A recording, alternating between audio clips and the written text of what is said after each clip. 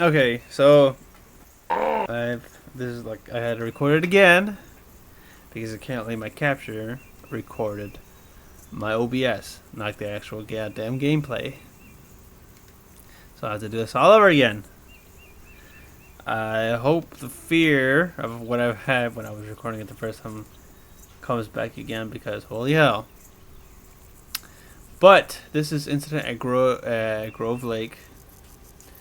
Now, trigger warning. I do want to say this does contain some flashing lights. And if you do have epilepsy, I do recommend not watching or looking away. Um, I also want to say, in the beginning, disclaimer.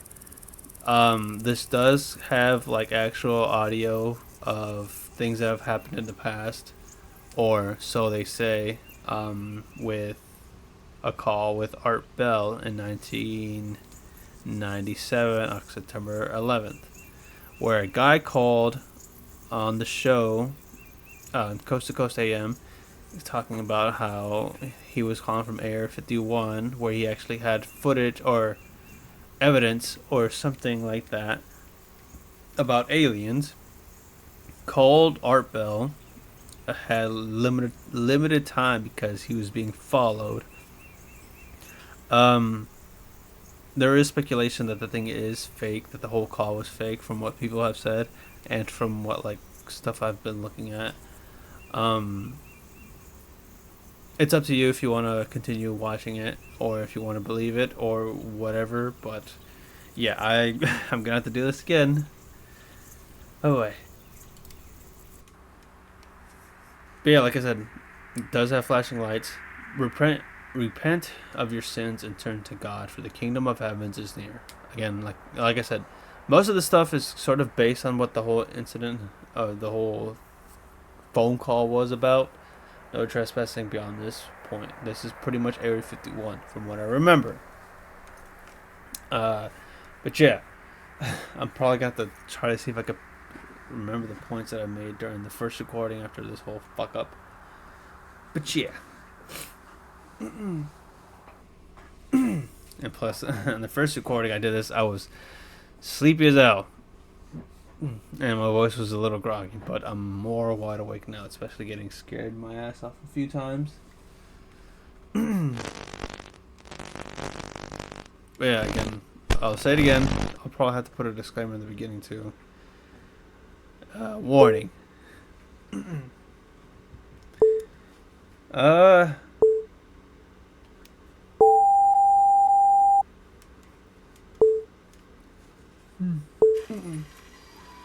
Post client reach, triangulating target position. But yeah, I mean, like, it'll, because again, when I recorded this, I remember everything. Hang on.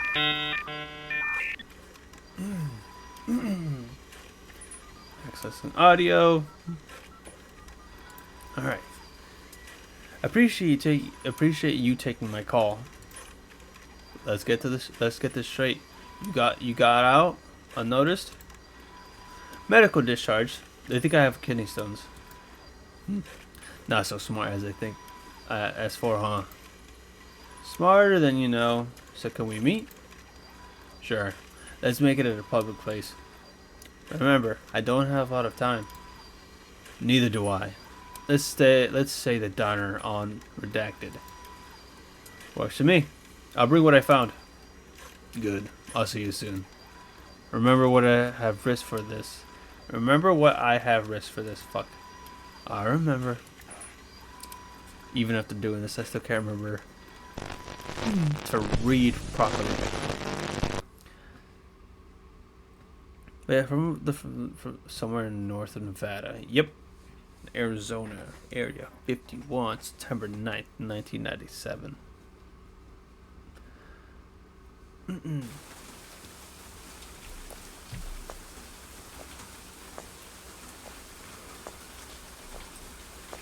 So I've said it before with most scary games that I've played that were sort of based on real things or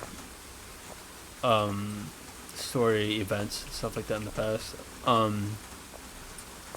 I am a big fan of supernatural stuff, or um, how do you say, uh, unnatural or unexplained stories and stuff like that. It always catches my attention. I'm not gonna say I don't believe it, but at the same time, I'm not gonna say Um, I don't think it's fake, or I mean, I'm not gonna say it's not. I don't believe it, but at the same time, I'm not gonna say I do believe it.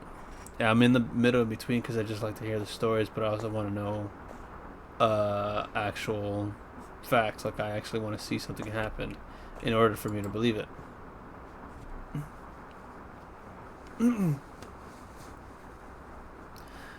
Thank you for coming. Uh, Forgot. I was just so waking up. I didn't know who else to tell. I've risked so much getting here. They're following me. I don't have much time. Please, take these. Some files and just one of many tapes they have. Get this stuff to the public. They need to know before it's too late. If I don't hear from you by the 11th, I'm going public with this. There's a radio station I know of, you know? Please, go and be careful. They'll follow you too.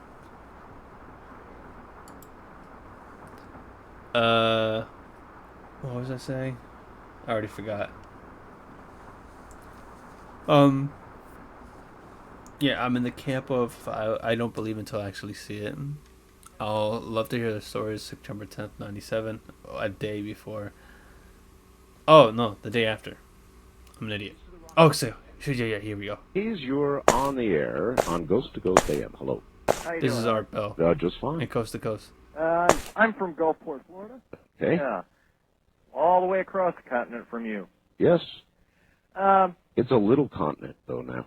well, that's true, especially nowadays. Yes.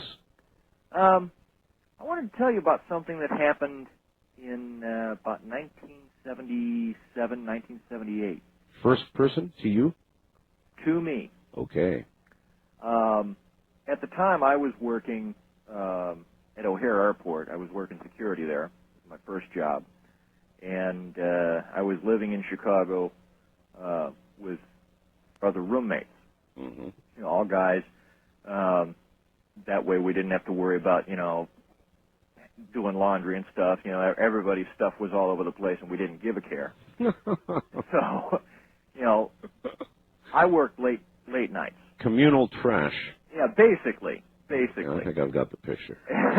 Typical bachelor pad, I worked late nights predominantly. But one night, it was Halloween night in, like I said, 77 or 78. Mm-hmm. I worked in the evening from 4 to 12.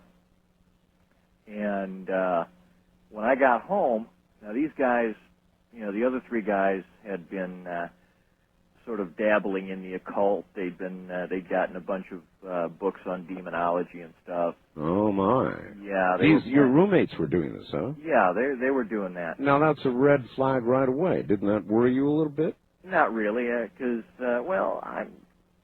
I have my own beliefs, and I'm not really that... I mean, you weren't worried about ending up on a sacrifice altar some night with the three of them staring at you? No, not really. All right. These guys were a little bit nuts, but they weren't that bad. Mm-hmm. I think I would like to think that I would have... What is your first name? Eric. I mean, Eric, they would be looking down at you saying, Eric, we gave you every opportunity to join us. We really wish you had. But now we need you for a higher purpose. And then there would be this long, jagged, twisted knife. You know how that goes. Oh, yeah. And at any rate... Ritual sacrifice. That's right. So none of that was true. No, none of that. But I came home and I found that they'd gone into the basement. In our section of the building, we had exclusive use of the basement. And I came home and I looked around and I didn't see them anywhere, and I happened to notice that one of their books was out on the table. So I went down looking for them in the basement, and they'd gone ahead and made the protective circle of sanctified sand, and Yes. they had the pentacle on the Pentagram? floor on the inside of the circle of sand. Mm-hmm. And one of the guys was doing some sort of a summoning, attempting to summon a demon. Yes. And like I said, I'm not exactly the most believing individual in the world. I've got my own religious beliefs, but the demonology in that, I sort of... That's okay. Here they were, trying to summon up something with big teeth and... And right in the middle of it, I made the comment, if there is a devil, give us a sign. Wait a minute. That makes you part of it, you know. Well, yeah, I guess so, but at the same time, I was being a sarcastic little schnuck. Peer pressure, I guess. Well, no, I was being sarcastic. So you said, fine, if there's a devil, let's have a sign, and what happened? Well, inside the basement, far corner, was a footlocker. Okay, old World War I wooden footlocker. Right. And inside that footlocker was a radio. It's funny, you'd mentioned the transistor radio earlier. Right. This was a transistor radio. It had been in a fire. It was one of the other guys. It had been his brother's, and he had stuck it inside the footlocker after it had burned.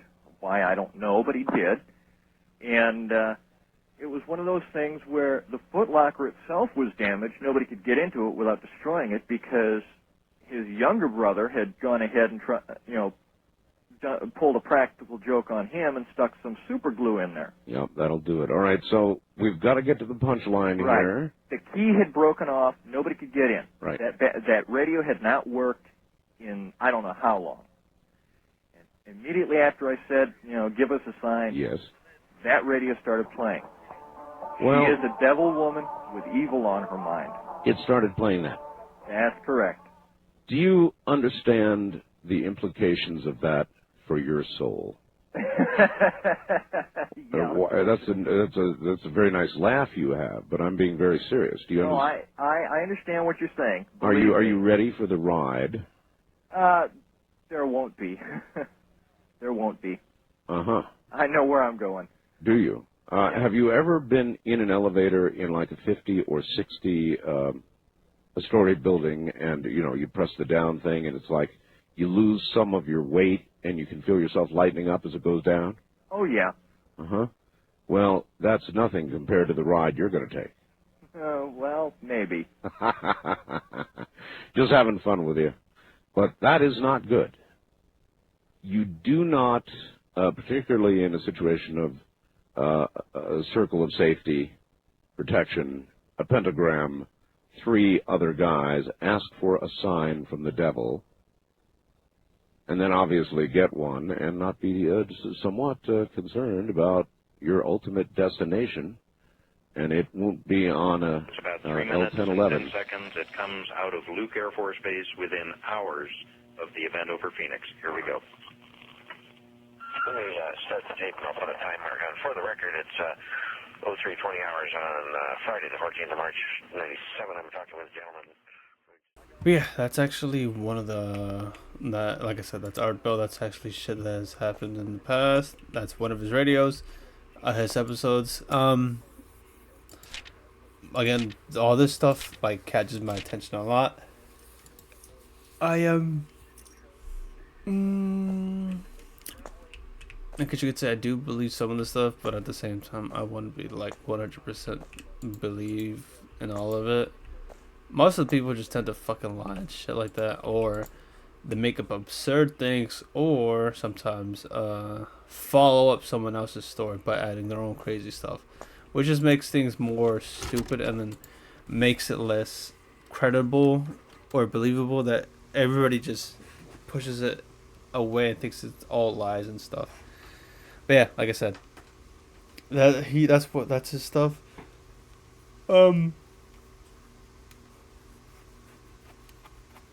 If you want to look into it, definitely. It's always interesting to hear different types of stories and incidents in like August 1921, 1997, Grove Lake. Yeah, it's again, it's always interesting to hear all this kind of things, regardless if it's real or fake. Sometimes you can tell if things are fake just how crazy some people tend to make things up. But at the same time, things become more credible when there's more than just one person who's experienced it. Like with the Phoenix lights, where a bunch of lights in the sky was floating around doing different types of formations. That I think hundreds of people have seen the whole thing. Some taking pictures. I think some even recorded the whole thing while it was happening, and the government tried to lie, saying that it was. Oh, here it comes. This is where I got scared. Oh no, not here. They made up They made up things saying that it was just flares falling down from the sky, which is stupid because flares don't really fall down, do formations into the sky, and then disappear because people were saying how fast that they were going, or just like floating there for hours. Look, there's a UFO. Floating in the sky and it was happening for hours, not just like a few minutes. Like people were saying that, yeah, it was out there for a long time. Or how some people say that it's or they were saying that it was just fucking weather balloons at night, which is even more stupid. But yeah, and then with the Battle of Los Angeles, where the military thought there was aliens in the sky and they were just shooting stuff in the air. Fuck you. I got scared of that in the beginning. Yeah, the Battle of Los Angeles back then, people were saying, saying that the military thought there was something in the sky that scared them, that they started shooting mid-air, but didn't hit anything, or so they say. Los Angeles is basically currently we got a call from Prescott Valley Airport, a small airport north of us, I'm sorry, northwest, and reporting an object that had a near miss with a small Cessna aircraft. I think that's also part of the episode, but it's distorted for the voice or something like that. It could just be like weird signals and stuff like that.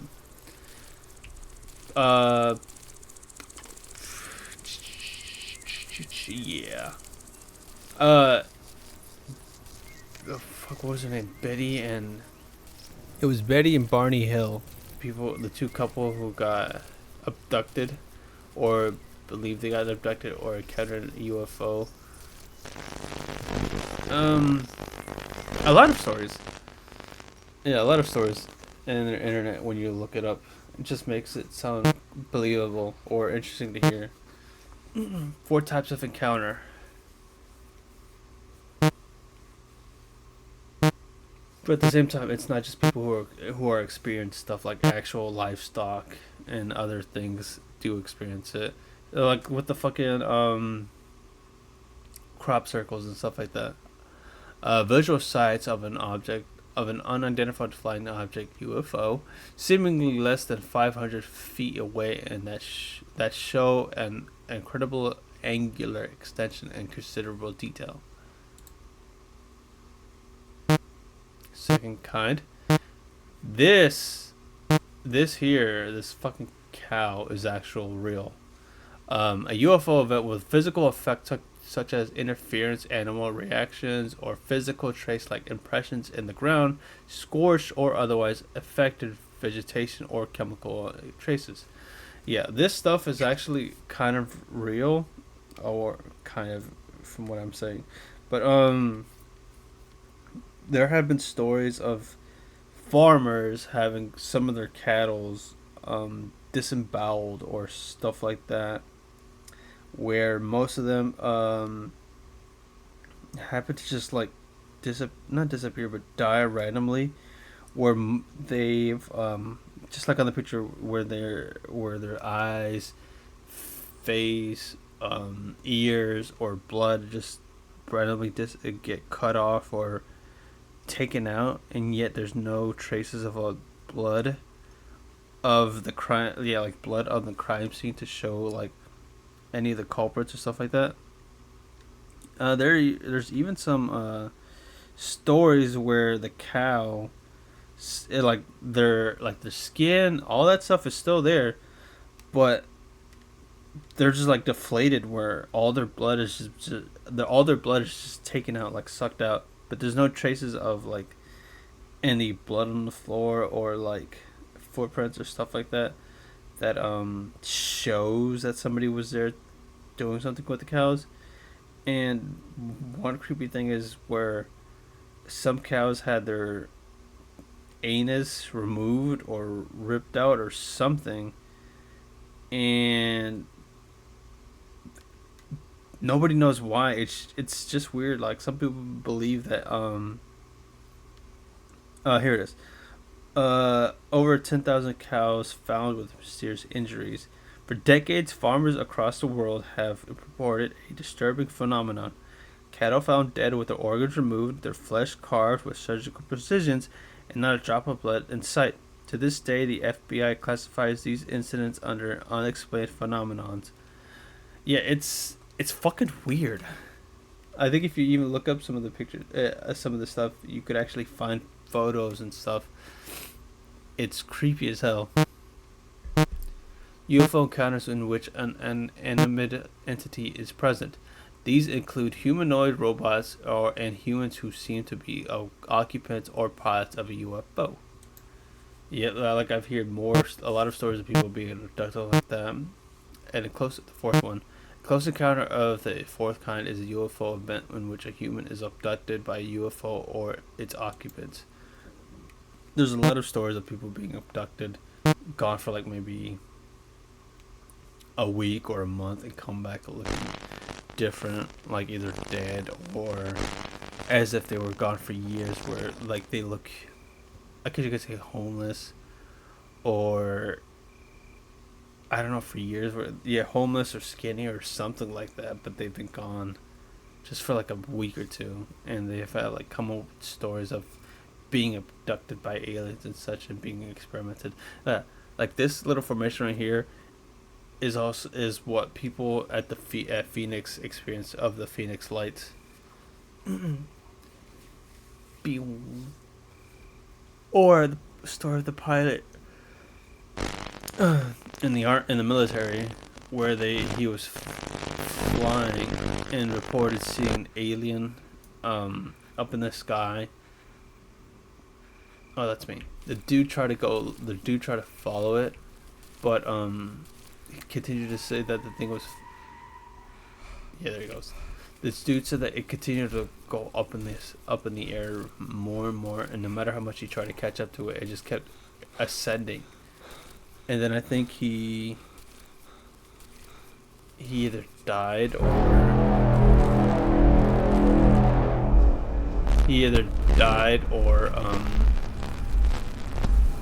crashed and survived. But the stories that he said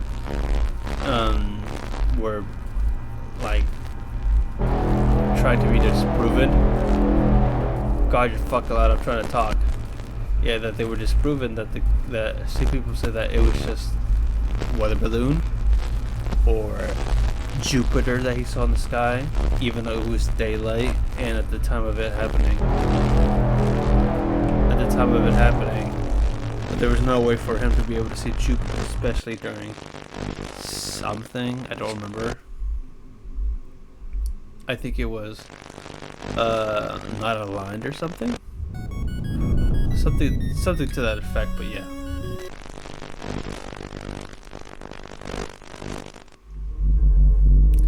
They took my camera too.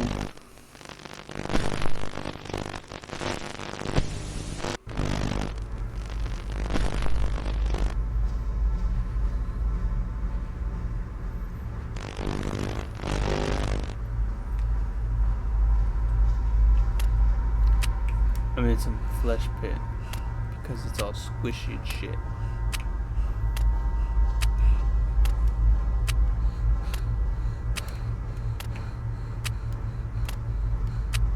dude hanging.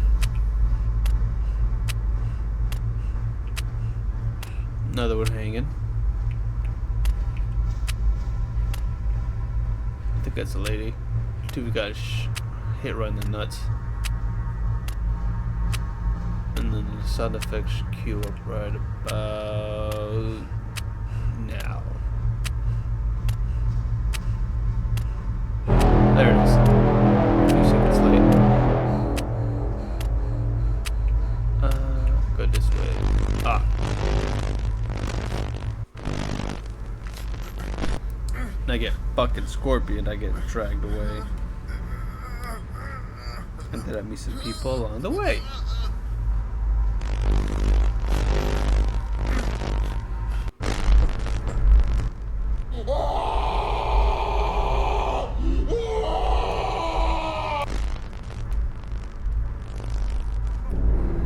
I'm tired.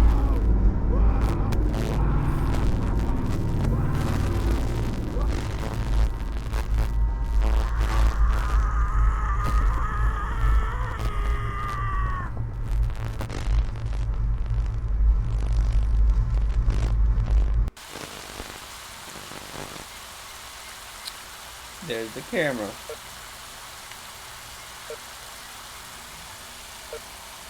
Almost out of batteries too.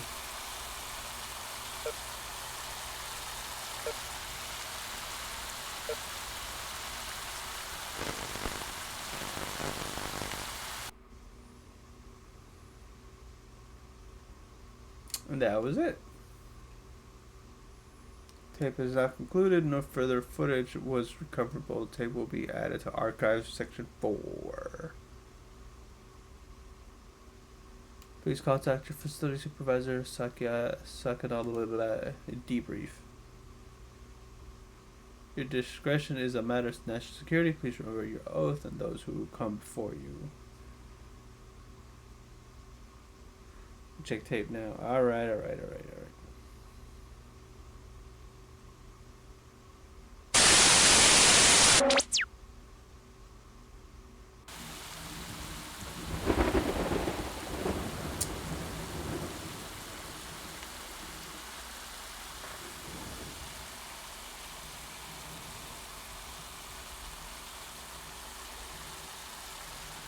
And here we come.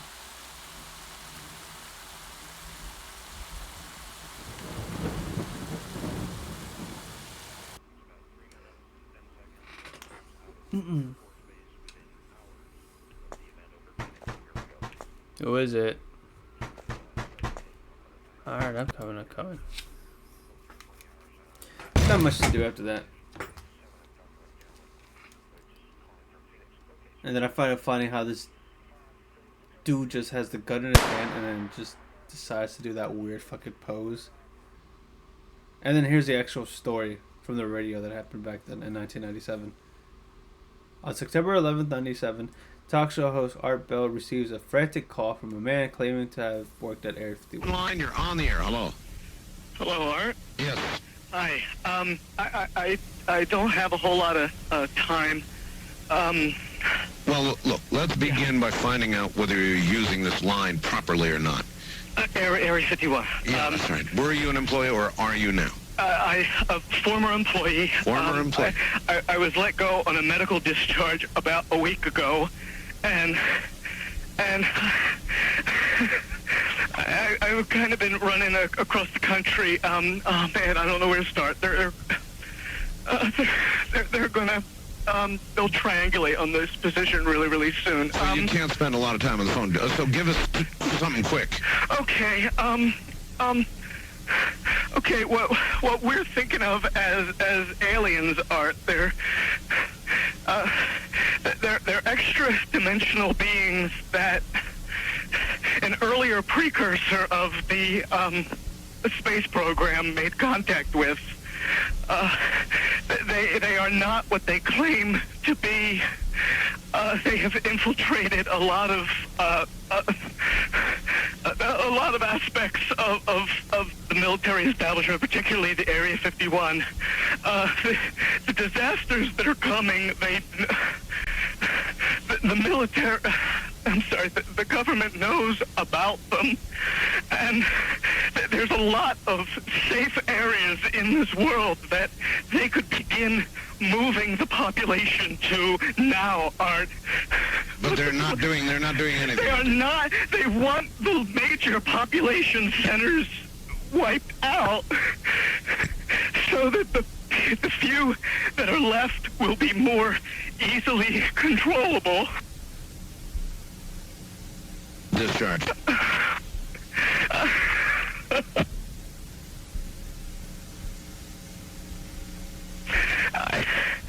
I started getting...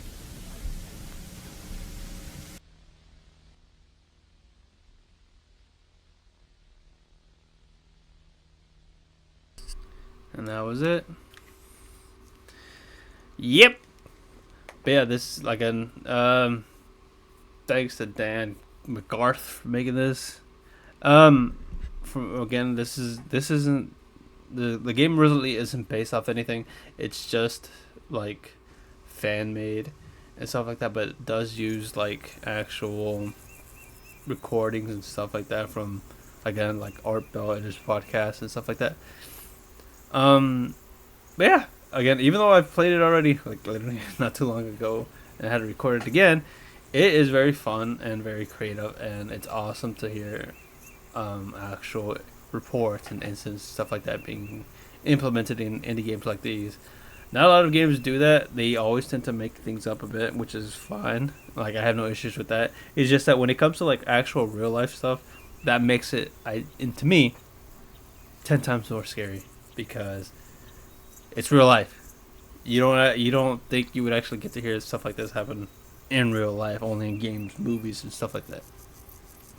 But yeah, I'll definitely put up a disclaimer on this again in the beginning, because I'm someone who here and there does have sort of a PTSD with this kinds of stuff, because I do have panic attacks and stuff like that, especially with when I hear stuff that seems to be a bit too real for me to comprehend, that I start to panic. Luckily, I've sort of grown a bit more over the years, where this stuff doesn't affect me as much as it did back then.